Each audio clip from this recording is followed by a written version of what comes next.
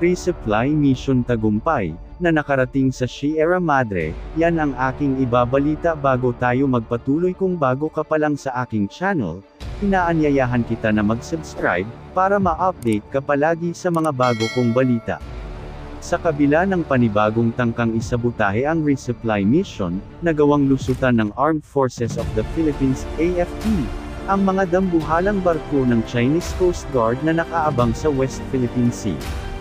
Katunayan pa, ayon sa AFP, tagumpay na nadala sa BRP Sierra Madre ang mga pagkain, gamot at iba pang pangangailangan ng mga sundalong nakahimpil sa BRP Sierra Madre na nasa Ayungin Shoal.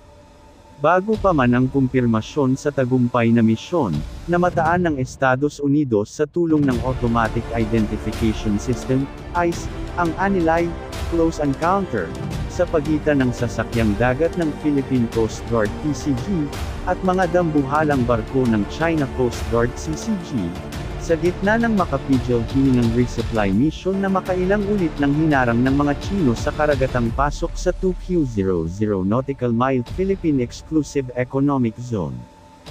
Partikular na tinukoy ng Estados Unidos ang insidente kung saan nasaipat ang 4 ng CCG vessels na nakaabang sa pagdating ng BRP Sindangan at BRP Cabrera sa banganganga ng Ayungin Shoal.